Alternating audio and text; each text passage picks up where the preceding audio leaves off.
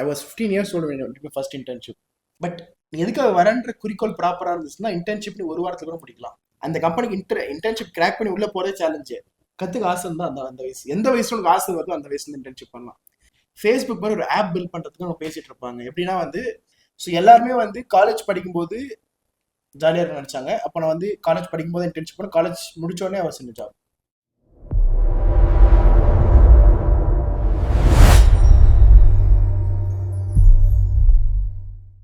Sir, இப்போ நான் எந்த அகாடமிக் இயர்ல இருந்து இன்டர்ன்ஷிப் ஸ்டார்ட் பண்ணலாம்? நான் முதல்ல இன்டர்ன்ஷிப் பண்ண வயசு சொன்னா நம்புவேன்னு தெரியல. I was 15 years old when I did my first internship.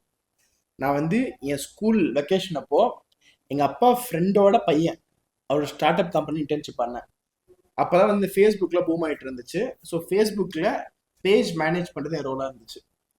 Facebook மாதிரி ஒரு ஆப் பில்ட் பண்ணுறதுக்கு அவங்க பேசிகிட்டு இருப்பாங்க. எப்படின்னா வந்து ஃபார் எலஃபென்ட் தான் அந்த கம்பெனி, அப்போ இருந்த கம்பெனி பேர், அது ட்ராப் ஆகிடுச்சு. So everybody will chit around. நான் சின்ன பையன், நான் உட்காந்துட்டு இருப்பேன். தில் பி டிஸ்கஸிங் லைக் அந்த ஒரு எக்ஸ்பீரியன்ஸ் எல்லாம் நல்லா பிஸ்னஸே பண்ணிக்க முடியாது. நான் நினைப்பேன் ஒருத்தரா எல்லாத்தையும் மாற்றலாம்னு சொல்லிட்டு. மாற்றம் ஒருத்தர் இருந்து ஆரம்பிக்கும் ஒத்துக்கிட்டாலும் ஒரு மாற்றத்தை கொண்டு வரதுக்கு ஒரு டீம் தேவை. நான் 2013 இதை புரிஞ்சுக்கிறேன்.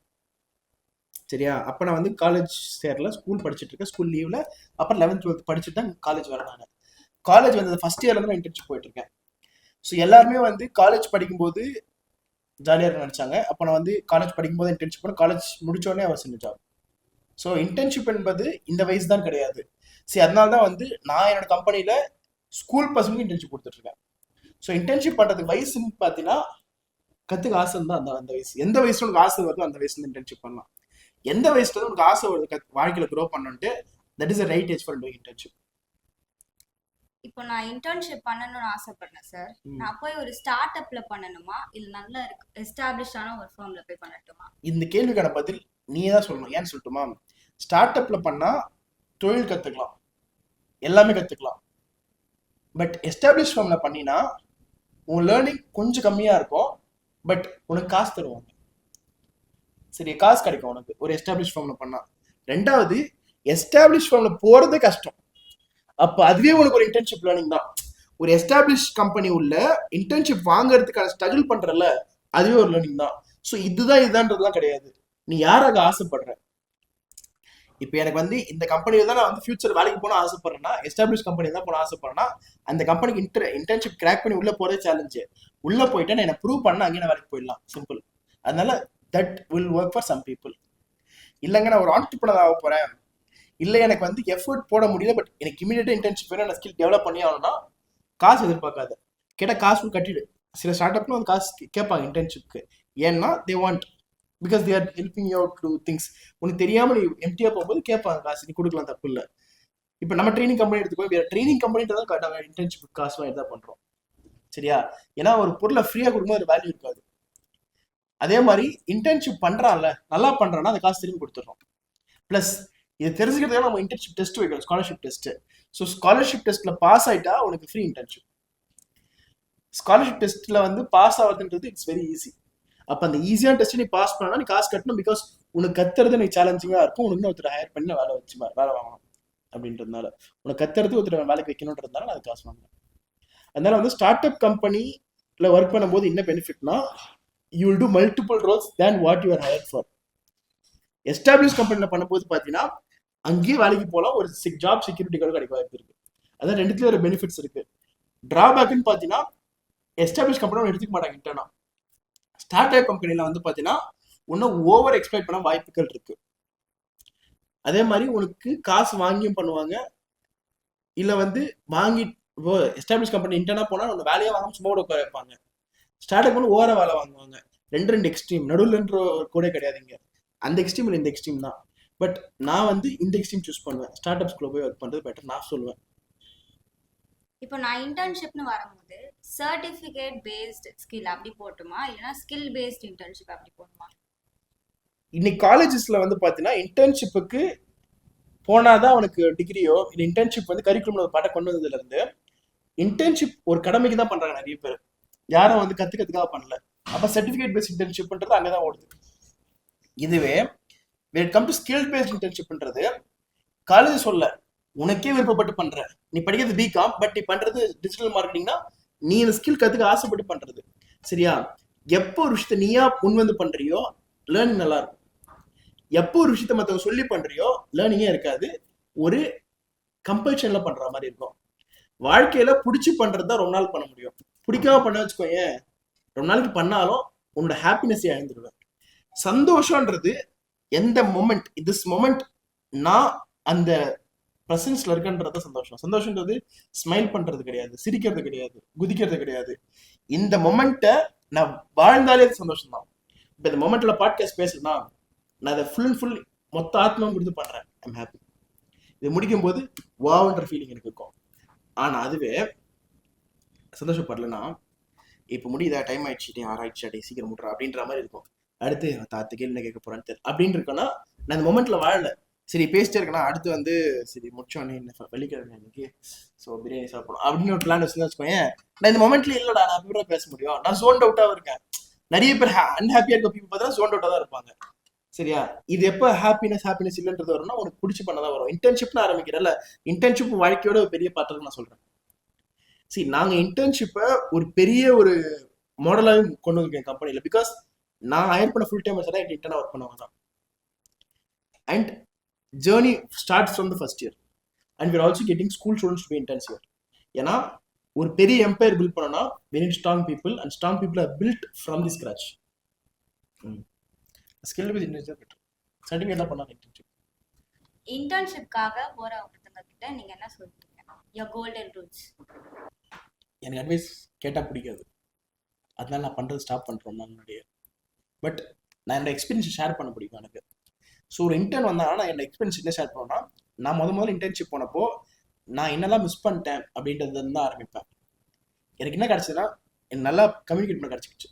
ரெண்டாவது விஷயம் வந்து பார்த்தீங்கன்னா, எனக்கு என்ன கிடைக்கணும்னு வச்சுக்கோங்க, நான் ரொம்ப ஷார்ட் டேர்ம் இன்டர்ன்ஷிப் நிறைய இடத்துல பண்ணேன். அதாவது 1 month 3 months தான் பண்ணியிருக்கேன். இந்த 6 monthsலாம் பண்ண டைம் கிடைக்கல. ஸோ ஒரு இன்டர்ன் வந்தால் நான் சொல்லுவேன், ஒரு 6 months பண்ண முடியுமா ட்ரை பண்ணிப்பாரு. 6 months நீங்கள் இருந்துட்டு வச்சுக்கோங்க, நீ காலேஜ் முடிச்சு நானே ஹையர் பண்ணிக்கிறேன். ரெண்டாவது, நான் இப்போலாம் ஸ்கூல்ல இருந்து இன்டர்ன்ஸ் எடுக்க ஆரம்பிச்சிட்டேன். இந்த ஸ்கூல் பசங்களை நான் ஃபர்ஸ்ட்ல இருந்து ட்ரெயின் பண்றதுனால அவன் நல்ல காலேஜ் சேருவான், நல்லா க்ரோ ஆவான், அதுக்கப்புறம் நம்மகிட்டே ஒர்க் பண்ணுவான். அப்போ வந்து I will have a good person in my team. So இதெல்லாம் தான் வந்து என்டர்ன்ட்ட சொல்றது. லாங் டேர்மா ஷார்ட் டேர்மா யோசிக்காத. சார், இப்போ நான் இன்டர்ன்ஷிப் ஒரு இடத்துக்கு போறேன், ஆனா நான் எக்ஸ்பெக்ட் பண்ணது அங்க எனக்கு கிடைக்கல. ஸ்கில்லோ இல்ல நான் எக்ஸ்பெக்ட் பண்ண சைட் எனக்கு கிடைக்கல. அங்க போன அப்புறம் தான் எனக்கு அது ஃபீல் ஆகுது. இப்போ நான் என்ன பண்ணணும்? இப்போ ஒரு மணி யோசிச்சு போயிருக்கணும். அதாவது இன்டர்ன்ஷிப் நீ எதுக்காக பண்றன்ற டெஃபினேஷன் தான் ஆரம்பிக்கலாம். காலேஜ்க்காக நேம் சேக்கு பண்ண போறேன்னா இதெல்லாம் கேள்வி கேட்கவே கூடாது நீ. ஏன்னா நீ போறது நேம் சேக்கு தான், அதனால உங்களுக்கு அந்த கேள்வி கேட்க தகுதியே போயிடுச்சு. இல்லைங்க நான் ஸ்கில் பேஸ்டா போறேன்றப்போ ரிசர்ச் பண்ணாம ஏன் போனேன், அந்த கம்பெனி என்ன பண்ணுது, நீ என்ன பண்றன்றதை எடுத்துக்கலாம். எல்லா கம்பெனி 2 விஷயம் கண்டிப்பா பண்ணும், சேல்ஸ் மார்க்கெட்டிங்.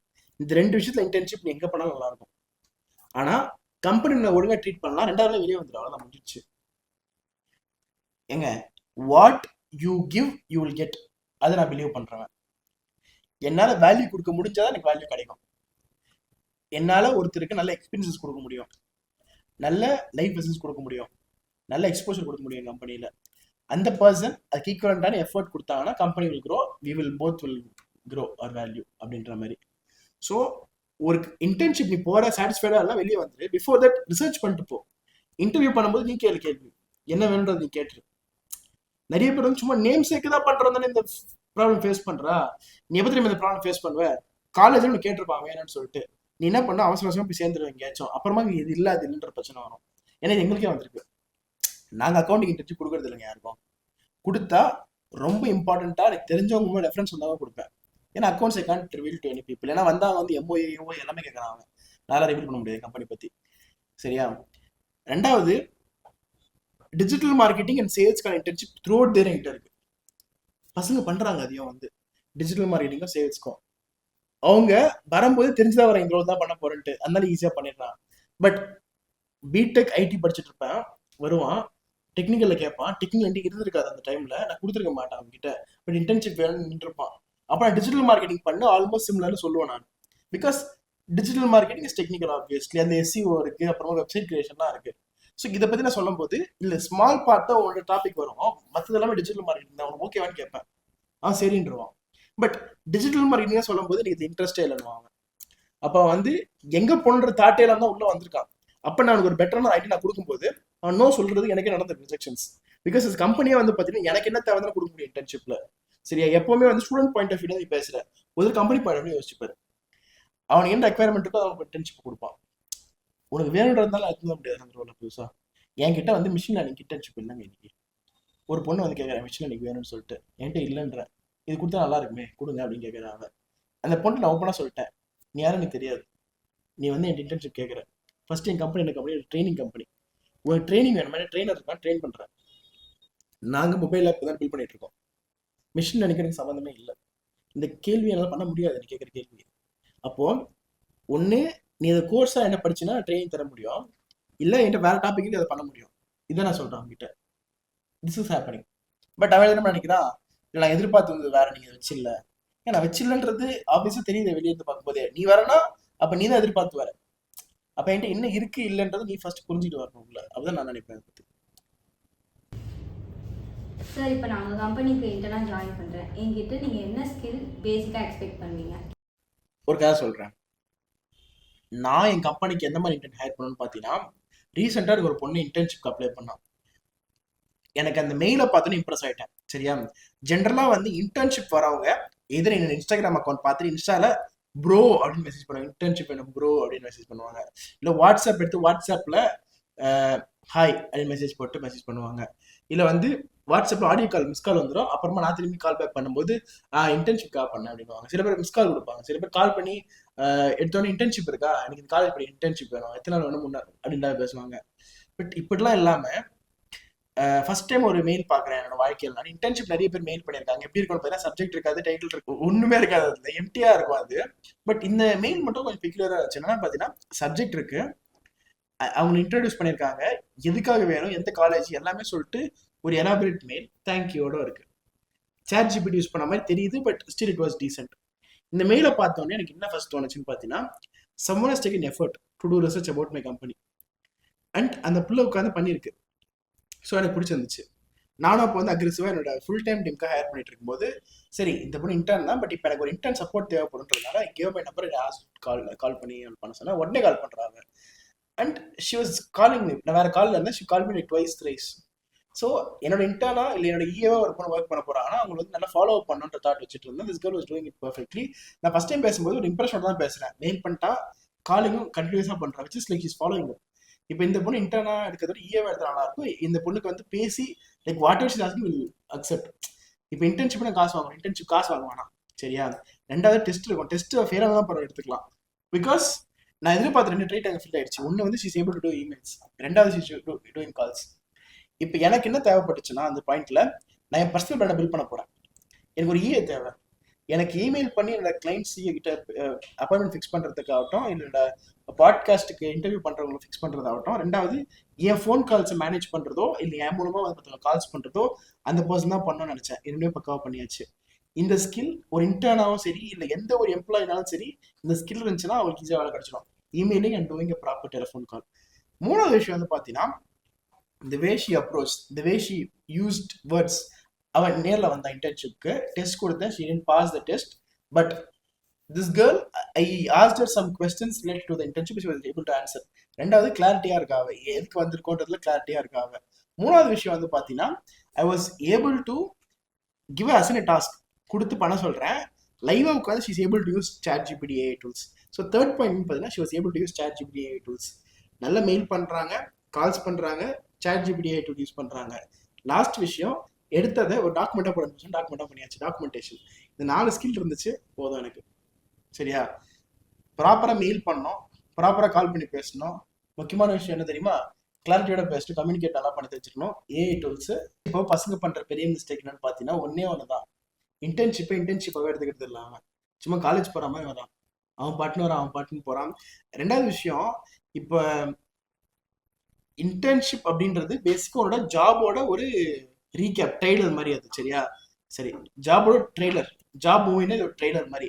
இந்த ட்ரெய்லர்ல நீ ஹைப்பராக பண்ணாதான் ஜாப்ல பண்ண முடியும் உன்னால. அது நீ ஜாப் மாதிரி எடுத்துக்க மாட்டேன், காலேஜ் ஸ்டூடெண்ட் மாதிரி தான் வர நீ. ரெண்டாவது விஷயம் வந்து பார்த்தா வச்சுக்கோயேன், இதை வந்து கணக்கு காமிச்சா போதும்ட்டு ஒர்க்கே பண்ணாம ஓபி அடிச்சுட்டு போயிடுறாங்க நிறைய பேர். ஏன்னா இன்டர்ன்றதுனால கண்டுக்கிறது கிடையாது. சப்போஸ் ஒரு இன்டர்ன் நல்ல வேலை கொடுத்தா வச்சுக்கோயேன், நிறைய வேலை இருக்குன்னு ஓடிடுறாங்க. சில பேர் இன்டர்ன்ஷிப்ல காசு சம்பாதிக்கிறதுக்கு வராங்க, சரியா? அது ரைட் அட்விட் கிடையாது. So internship is basically learning தான். லேர்னிங்காக மட்டும் இன்டர்ன்ஷிப் வரவங்க தான் மட்டும் தான் க்ரோ பண்ண முடிஞ்சிருக்கு இன்னைக்கு. காசுக்காக வரவங்க வந்து பார்த்தீங்கன்னா, எஸ் அவங்க ஃபினான்ஷியல் கமிட்மெண்ட்ஸ்லாம் ஒத்துக்கிறேன் நான். they can go for a part time job but not an internship. How can students make the most of internship even if they are short term? see internship பொறுத்த வரைக்கும் வந்து 6 months தான் பண்ண, 3 months தான் பண்ண, 1 month தான் பண்ணணும்லாம் கிடையாது. But நீ எதுக்காக வரன்ற குறிக்கோள் ப்ராப்பராக இருந்துச்சுன்னா இன்டர்ன்ஷிப் நீ ஒரு வாரத்துக்கு கூட முடிக்கலாம். எப்படின்னு சொல்கிறேன், இது 1 week இன்டர்ன்ஷிப் இருக்குல்ல, அந்த 1 weekமே வந்து நீ ஃபுல் டைம் எம்ப்ளாயி மாதிரி மைண்ட் செட்டோட வந்தீங்கன்னா, மார்னிங் 9 to ஈவினிங் 6 o'clock வரைக்கும் ஒர்க் பண்ணினா, கொடுக்குற ஒர்க்கோட எக்ஸ்ட்ரா ஒர்க் பண்ணினா, வீட்டுக்கு போயிட்டு ரிப்போர்ட்ஸ் டெய்லி பிளான் பண்ணினா, முக்கியமான விஷயம் இந்த 1 week வந்து ஒரு டார்கெட் வச்சு டார்கெட் அச்சீவ் பண்ணினா நீ 1 weekலேயே முடிச்சாலே சூப்பராக கற்றுந்துருக்கலாம். ஆனால் நிறைய பேர் ஒரு வாரம் டாஸ்க்கையே 3 மாதத்துக்கு மேலே வச்சு முடிக்கிறாங்க, சரியா? அதனால நான் என்ன சொல்றேன்னு பார்த்தீங்கன்னா, ஒரு டார்கெட் எடுத்து டார்கெட் முடிக்கிறத நீங்கள் ப்ராப்பராக 1 weekல பண்ணீங்கன்னா that will be the best internship you can ever have. இப்போ நான் ஒரு டார்கெட் கொடுக்குறேன் உங்களுக்கு, எனக்கு வந்து இத்தனை காலேஜ் கூட கனெக்ட் பண்ணி எனக்கு கூட எம்ஓஏ போட வைக்கீங்கன்னு சொல்கிறேன். நீ 1 weekல முடிச்சிட்டாலே உன் இன்டர்ன்ஷிப் முடிஞ்சிச்சு, அவ்வளோதான். ஏன்னா நீ கற்றுக்கிட்ட. அதுக்கு மாதிரி நீ பண்ணுறதெல்லாம் வந்து அடுத்த லெவல் போகிறதுக்கு தான், சரியா? இன்டர்ன்ஷிப்ல நெட்வொர்க்கிங் எவ்வளோ இம்பார்ட்டன்ட்? இன்டர்ன்ஷிப் நெட்வொர்க்கிங்காக தான். நீ காலேஜ்லேருந்து ஃப்ரெஷ்ஷாக ஒரு என்விரான்மெண்ட் வர, நிறைய பிஸ்னஸ் பீப்புள் கூட மீட் பண்ணுற, ஏன்னா business real time business work பண்ணுற. அப்போ இந்த ஃபவுண்டருக்காகவோ இல்லை வந்து டேரெக்டாக ஒரு ஹெட் பொசிஷனில் பர்சனாக ஒர்க் பண்ணினா நிறைய நெட்வொர்க் பண்ணுற ஆப்பர்ச்சுனிட்டி கிடைக்கும். ஏன்னா பிஸ்னஸ் பொறுத்த வரைக்கும் ஒன்லி ஒரு நெட்வொர்க் நெட்வொர்க்னு சொல்லுவாங்க. உன் நெட்வொர்க் பெருசாச்சுன்னா நெட்வொர்க் கண்டிப்பாக பெருசாகும். அப்போ நீ வந்து ஒரு ஃபவுண்டர் கூட ஒர்க் பண்ணும்போது he will make you meet new people which can increase your radar of more opportunities. அதனால வந்து ஒரு இன்டர்ன்ஷிப் பண்ணும்போது அந்த மாதிரி ஸ்கில் செட் மோஸ்ட்லி இந்த ஓப்பனாக சொல்லட்டுமா, ஏஐ படிக்கிற, எம்எல் படிக்கிற, டெக்னிக்கல் ஸ்கில்ஸ் படிக்கிறவங்களாம் வராது வந்து அது எங்கள் பக்கமே. ஏன்னா ஃபியூச்சர் அது கிடையாது. Future is gonna change. Technical ஸ்கில்ஸ்லாம் மேபி உனக்கு உடனே ஒரு வேலை வாங்கி கொடுத்து நல்லா சம்பாதிக்க வைக்கும், பட் லாங் டர்ம் கஷ்டப்பட போறீங்க. எப்பவுமே மாறாத ஒரு ஸ்கில் சொல்லட்டுமா, மார்க்கெட்டிங், சேல்ஸ். இது ரெண்டுத்துல இன்டர்ன்ஷிப் பண்ண வச்சுக்கோங்க, சத்தியமா சொல்றேன், அடுத்த கோவிட் வந்தாலும் சரி, அதுக்கடுத்து எத்தனை கோவிட் வந்தாலும் சரி, டிஜிட்டல் மார்க்கெட்டிங் அண்ட் சேல்ஸ் நல்லா தெரிஞ்சுக்கிட்டா நீ எப்போ வேணா போயிச்சுக்கலாம். கோவிட்ல என்ன அதிகமாக செல் ஆச்சு? Online courses, education, online education. அது என்ன பண்ணாங்க? டிஜிட்டல் மார்க்கெட்டிங் பண்ணாங்க. someone was selling everyone. Covid அப்போ தான் பைஜூஸ் பெருசாக க்ரோ ஆச்சு. they did marketing and sales. so marketing and sales are never outdated. But website build பண்ணுறதுன்றது கஷ்டமான விஷயமா போயிட்டு இன்னைக்கு ஒரு சிஎம்எஸ் வச்சு ஈஸியாக பில்ட் பண்ணிடலாம். என்னதான் ஃபுல் ஸ்டாக் டெவலப்பர்ஸ்னு இருந்தாலும் there are CMS to solve everyone's problem and more business is going towards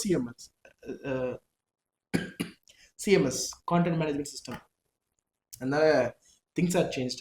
content ரைட்டரோட வேலை என்ன ஆயிடுச்சு இன்னைக்கு. we have ChatGPT, நிறைய AI டூல்ஸ் இருக்கு. அதனால marketing and sales will not go away. it will evolve but not go away. அதனால அதுல internship பண்ணுங்க, meet people. something to sales never will go away. Marketing கூட ஈஸி ஆகிட்டே இருக்கலாம், change ஆகிட்டே இருக்கலாம், but sales has never changed.